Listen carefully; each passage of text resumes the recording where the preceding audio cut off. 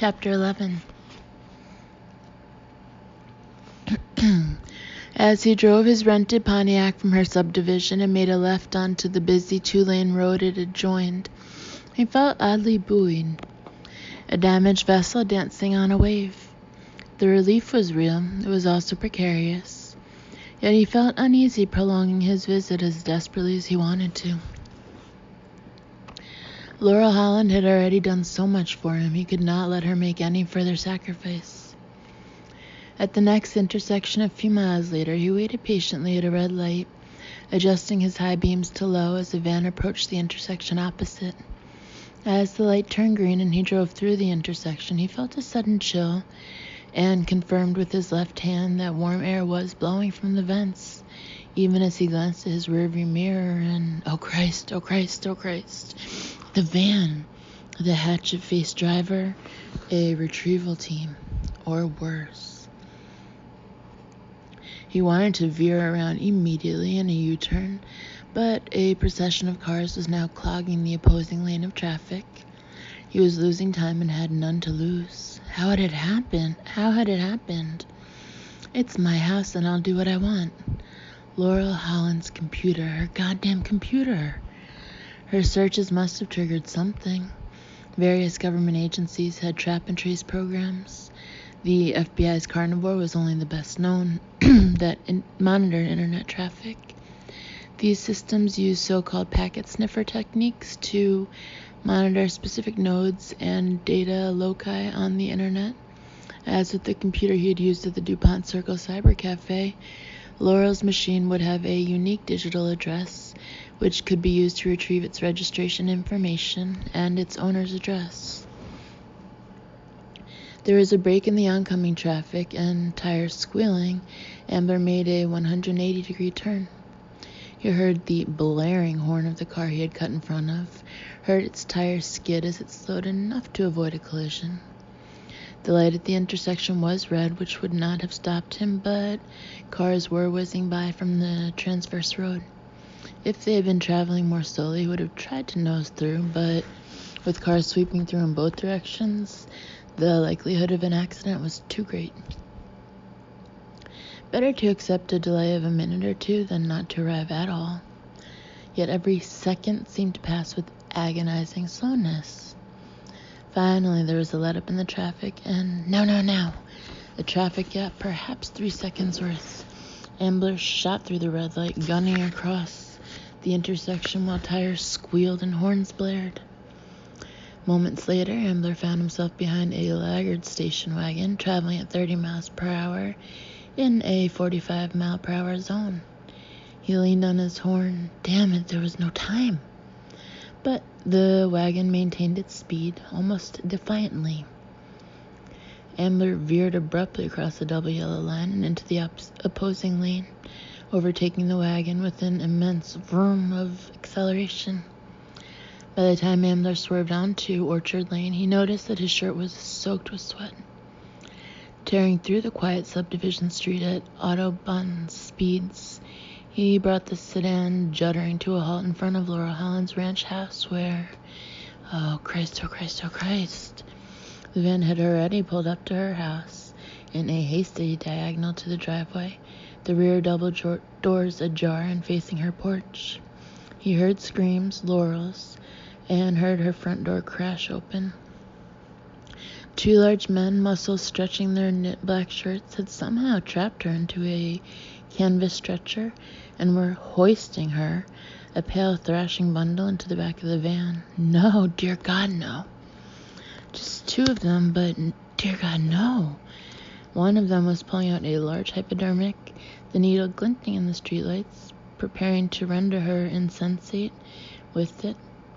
What terrified Ambler as much as anything was the look of resolute, professional calm on the men's faces. He knew what would follow. Ambler was never meant to have surfaced from his prison of blinding white, the sterile psychiatric hole where they had buried him. Now that same fate was being prepared for Laurel.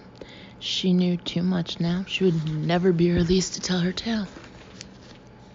If they were merciful, they would kill her. If they were not, she would spend the rest of her existence as they had intended Ambler to spend his. Not interned so much as interred, buried alive, experimented upon, then left to languish, as the traces of her existence were erased from the world of the living. No, dear God, no, he could not let it happen.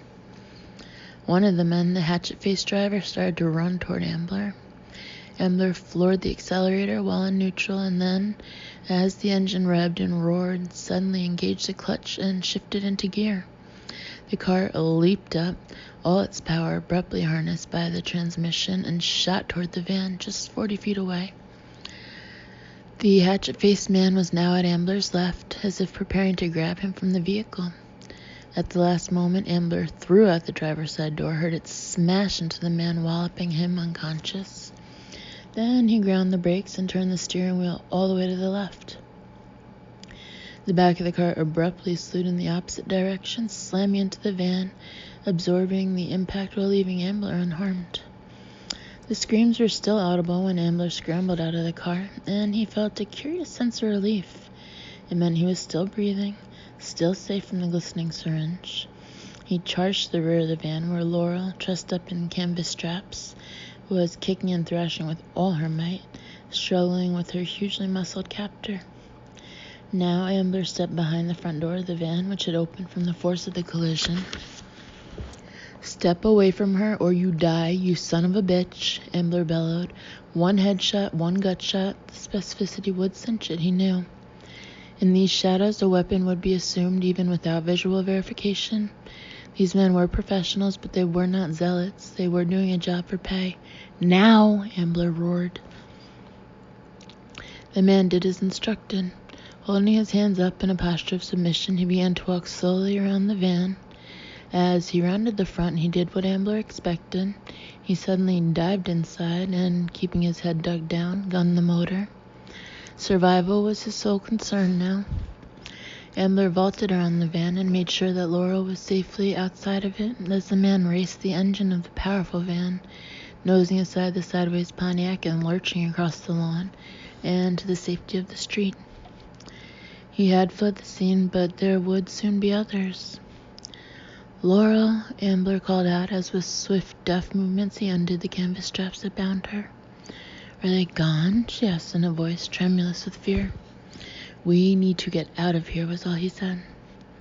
Suddenly she fell on him, clutching him with quivering arms. "I knew you'd come for me," she kept repeating, her breath warm against his throat. "I knew you'd come for me." "We've got to get out of here," Ambler interjected urgently. "Is there someplace you can stay, someplace you'd be safe?" "My brother lives in Richmond." "No, they'll have a record of it. They'll track you down in an instant. Someone else, someone they won't have on file." Laurel's face was drawn. "There's a woman who's like an aunt to me, was my mom's best friend when I was growing up. She lives in West Virginia now, a place outside Clarksburg." "That'll do," Ambler said. "Please," she began, and he saw the desperation and fear etched in her face. She did not want to be left alone. "I'll take you there," Ambler said. The ride to Clarksburg took a few hours, mainly on the Interstate 68 and 79. They were driving her car, an old Mercury, and Ambler remained alert to any sign of pursuit or surveillance. Laurel spent some of the time weeping, some of the time in stony silence. She was processing something that was alien to her range of experience, was responding to trauma ultimately with rage and resolve. Ambler, meanwhile, was silently berating himself. In a moment of weakness, the nurse had helped him. Now her life was imperiled because of it, would perhaps never be the same. The woman seated beside him looked at him, he could tell, as if he were her savior, a bulwark of safety. If anything, the opposite was true. But she would never be persuaded of that. It was a logical truth that held no emotional truth for her. When they parted, he had arranged for a taxicab to wait by an intersection near Laurel's destination. She almost flinched, as if a bandage was being ripped from a wound.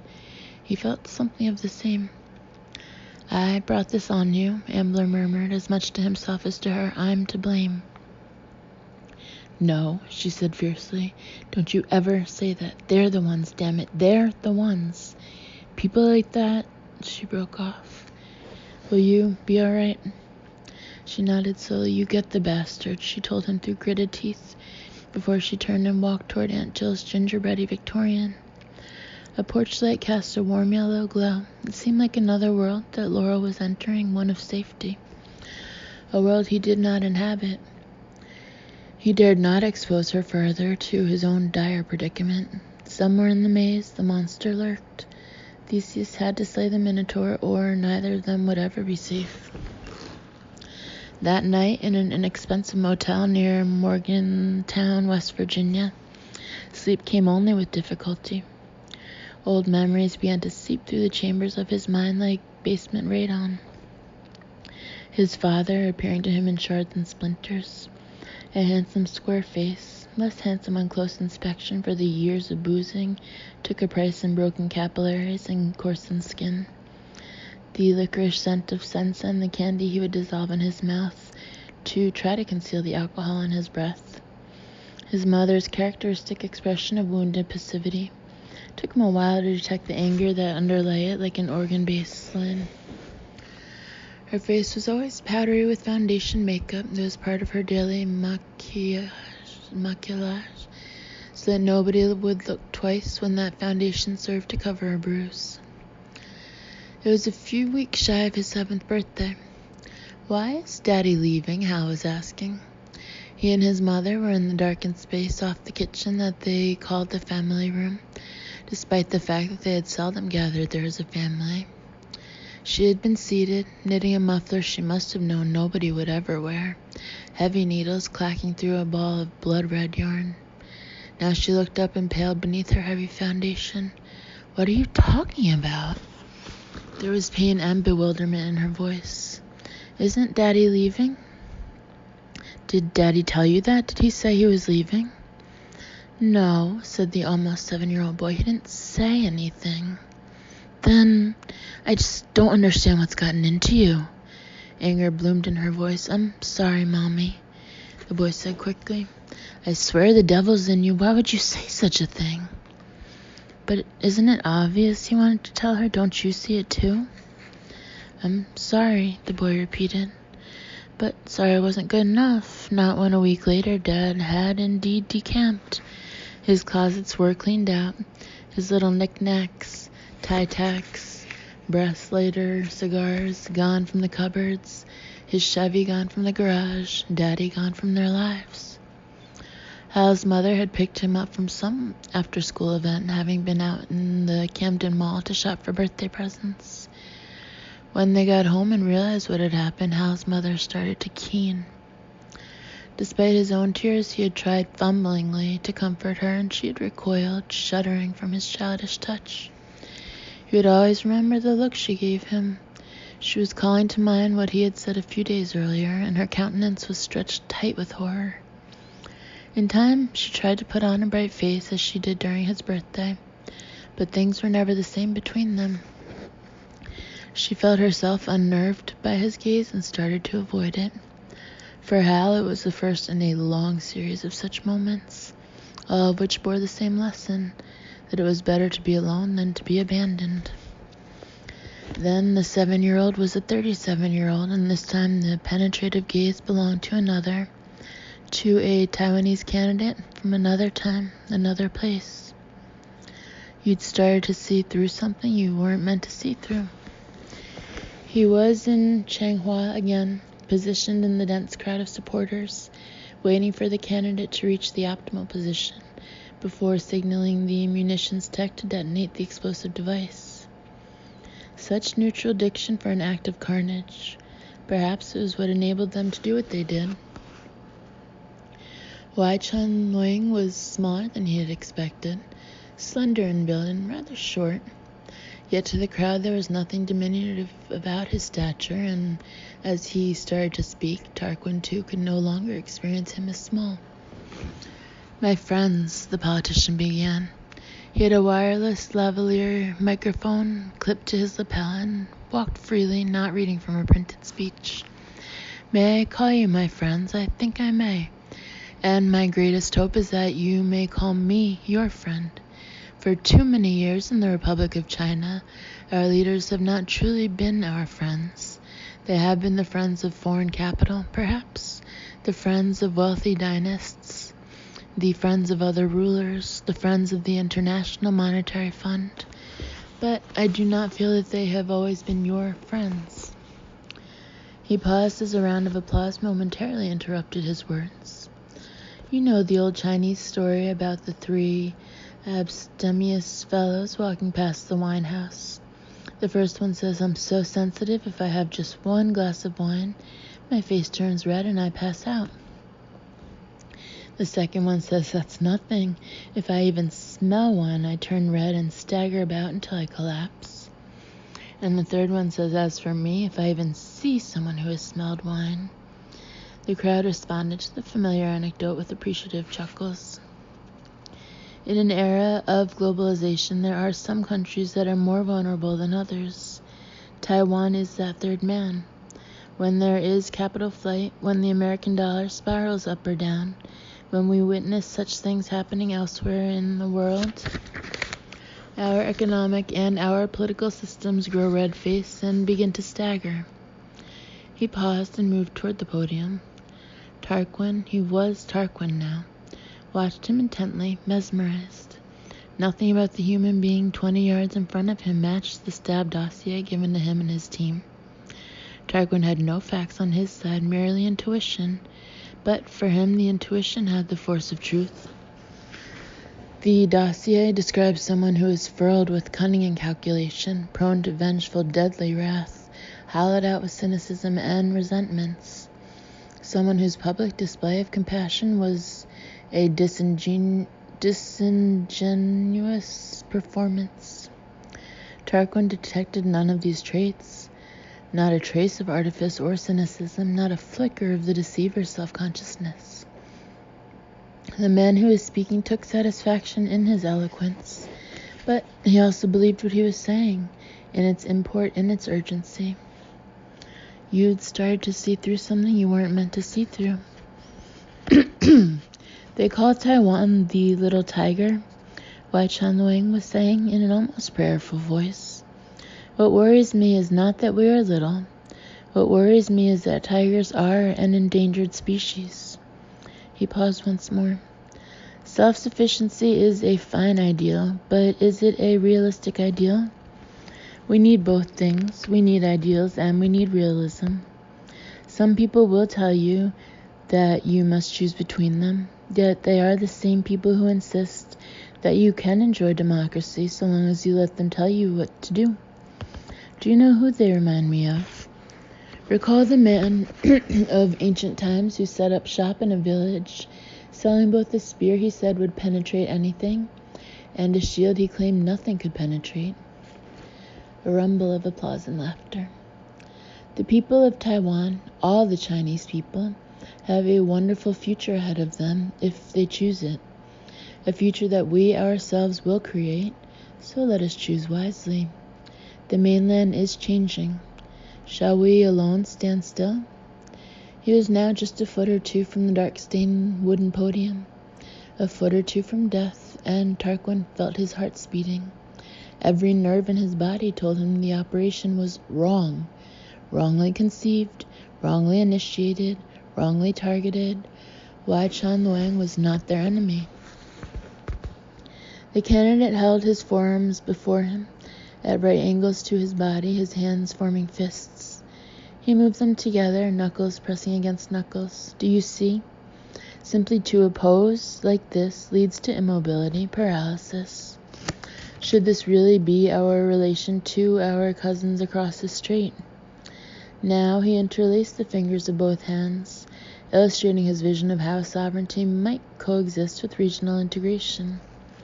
In cooperation and togetherness, we can find our strength.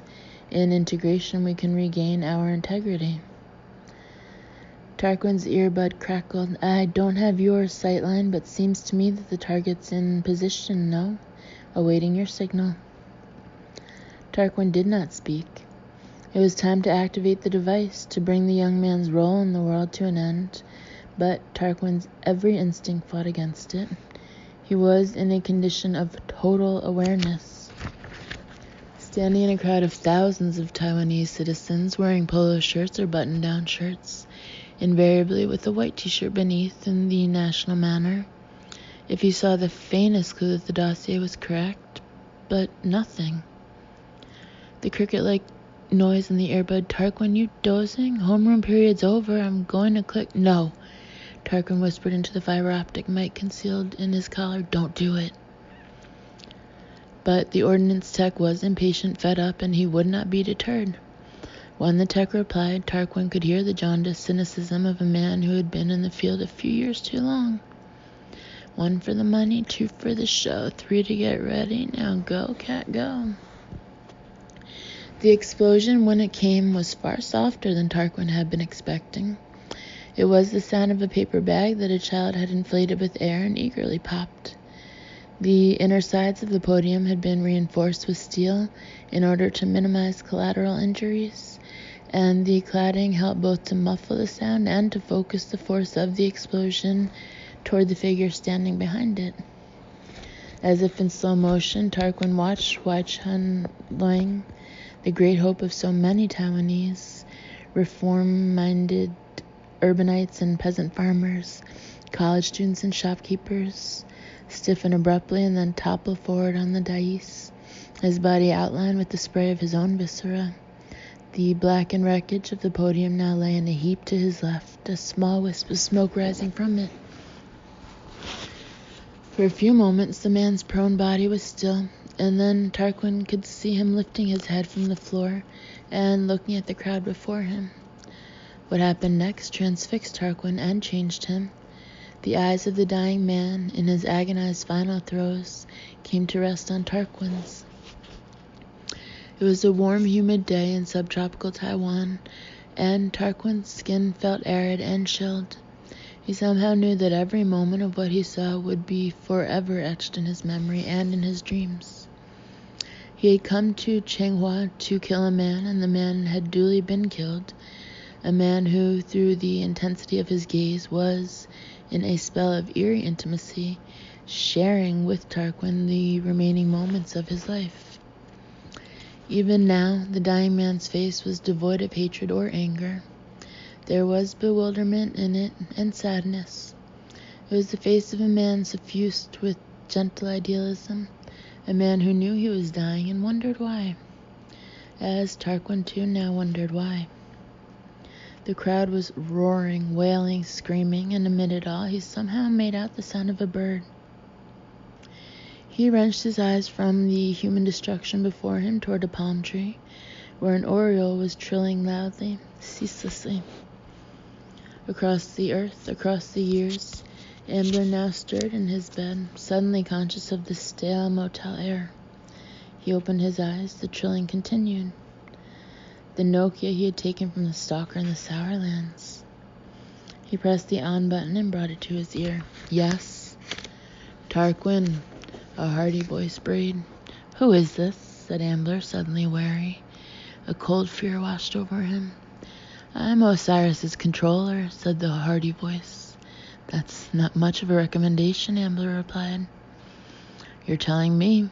We've been terribly concerned about the security breach. Someone opens your mail, that's a breach.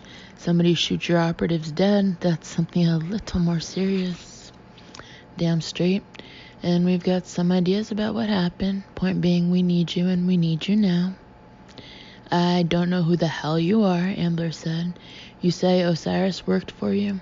For all I know, the guy who works for you is the one who killed him. Tarquin, listen to me. Osiris was an extraordinary asset. I mourn his loss. We all do. And you expect me to take your word for it? Yes, I do. The man said, I know your abilities. Ambler paused. Like Arcady, like Osiris, the man had confidence in Ambler's ability to detect deception. Honesty was no guarantee of ultimate truth, he reminded himself. The man himself could be deceived, but Tarquin, Ambler, had no choice but to play along. The further he could burrow into the organization, the greater his chance of reaching the truth about what had happened to him and who he truly was. The thought nagged at him. During his career, Ambler had sometimes been involved in what was known as a sequence operation, one piece of information leading to another, each more critical than the one before, designed to draw in and ensnare an adversary. Every sequence operation, he knew, depended on the utmost air of credibility. The more skilled the adversary, the higher the level of credibility required. The more sophisticated subjects, however, were wary. They would employ blind intermediaries, equipping them with questions that had to be answered on the spot. The answers did not have to be faultless. The subject of the operation might be suspicious if they were, but they had to pass a gut check. A single misstep and the game was blown. The wiliest subjects of all, however, would set about reversing the sequence operation like a tail wagging the dog. Decoys would be programmed with information specially crafted to tantalize U.S. intelligence. The sequence operation would work, but backward. A newfound zeal for an unexpected windfall would obscure original objectives. The hunter would become the quarry. What Ambler could not determine was whether he was in fact being ensnared within a sequence operation, and if so, whether he would be able to exploit it for his own ends. There was no more dangerous game. Yet, what was his alternative? "All right," Ambler said, "I'm listening." "We're going to meet tomorrow in Montreal," the man said. "Use whatever ID you've got. The one Osiris gave you should work fine, but your choice." The man went on to give him more detailed instructions. He was to fly to Montreal Dorval that very morning. Shortly before he set out, the phone rang in his motel room. Laurel. She sounded calmer, more whole, and yet there was concern in her voice. Concern for him, not for herself. He explained quickly that he had an appointment to keep, that he had received a call from Osiris's controller. "I don't want you going," she said, and he could hear both her fear and her determination. "You're afraid for me. I'm afraid too, but I'm more afraid not to go." He paused. "I'm like a fisherman in a yawl with something tugging on the line. A sailfish, a great white shark, I don't know, can't know, and I don't dare let go." There was a long pause before she spoke again. "Even if it sinks your boat?" "Can't let go," Ambler said, "even if."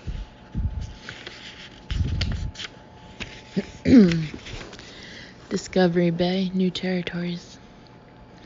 The luxurious Hong Kong villa had 12 rooms, all beautifully appointed in a manner consistent with its 1920s construction.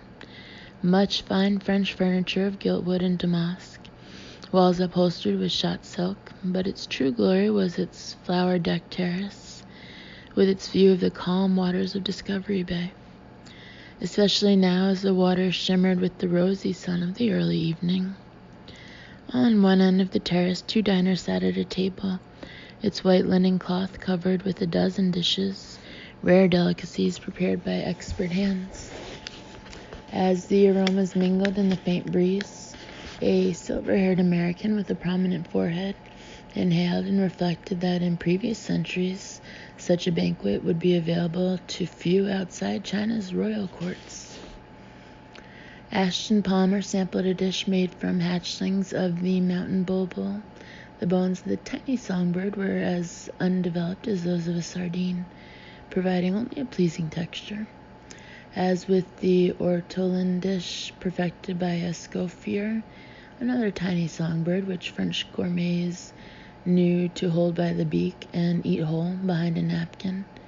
One ate the bulbul hatchling in a single bite, crunching on its near embryonic bones, relishing the slight resistance as one did the yielding exoskeleton of a soft-shelled crab. It was a dish whose Mandarin name was Chao Niao Ge, literally stir-fried birdsong. "Extraordinary, don't you agree?" Palmer said to his only dining companion, a Chinese man with broad, weathered features and hard gimlet eyes. The man, a longtime general of the People's Liberation Army, smiled, his leathery skin forming grooved striations from cheek to mouth. "Extraordinary," the man agreed, "but from you one has grown to expect nothing less." You are too kind, Palmer said, noting the uncomprehending faces of the serving staff. For Palmer was speaking to General Lamb in neither Mandarin nor Cantonese, but in the dialect of Hakka, H-A-K-K-A, spoken in the General's native village. Still, I know that you, like me, appreciate attention to details. This dish, Chow Niao Ge, was last served, so far as anyone knows, in the final decades of the Qing dynasty.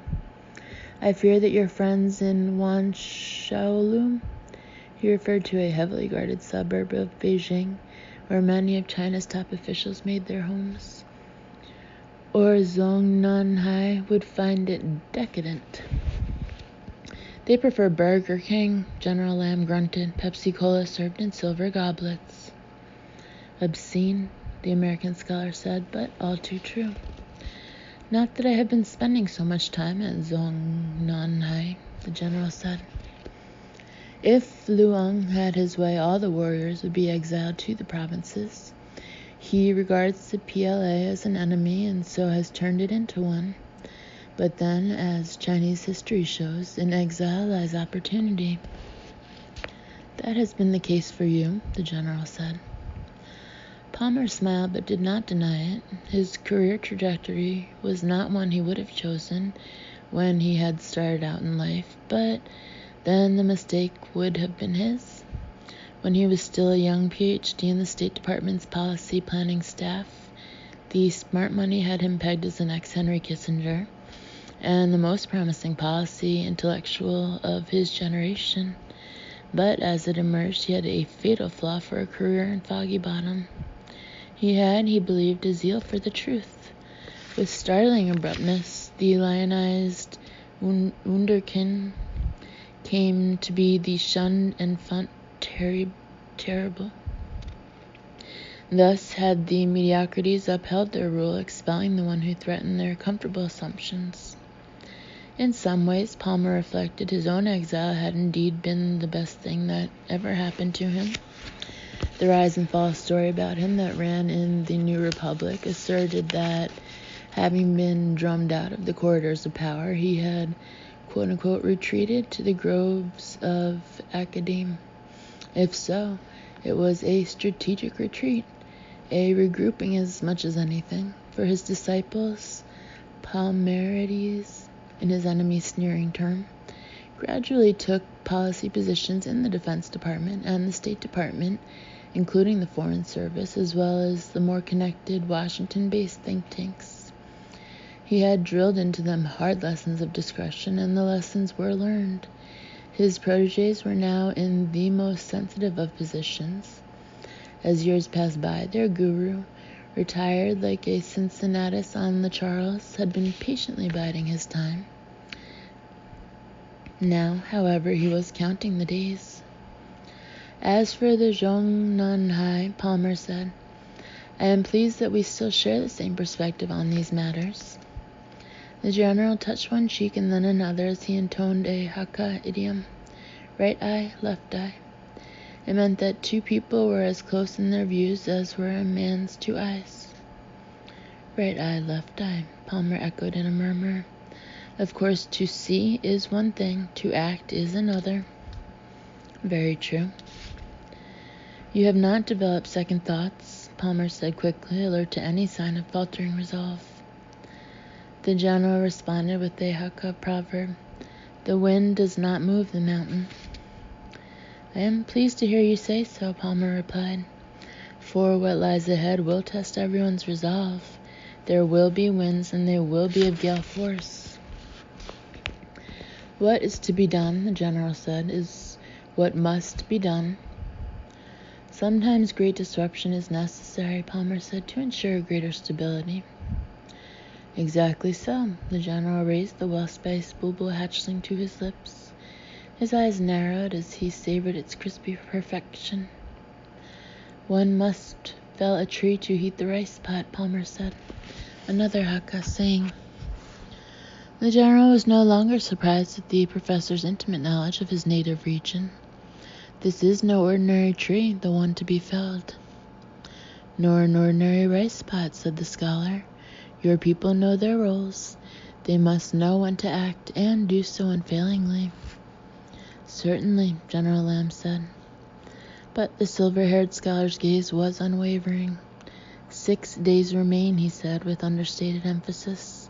Everyone must play his part to perfection. Without fail, the general said, his weathered face tightening in resolve. After all, the course of history is at stake. And we can agree the course of history is far too important a thing to be left to chance. The general nodded gravely and raised his finger again. Right eye, left eye, he said quietly.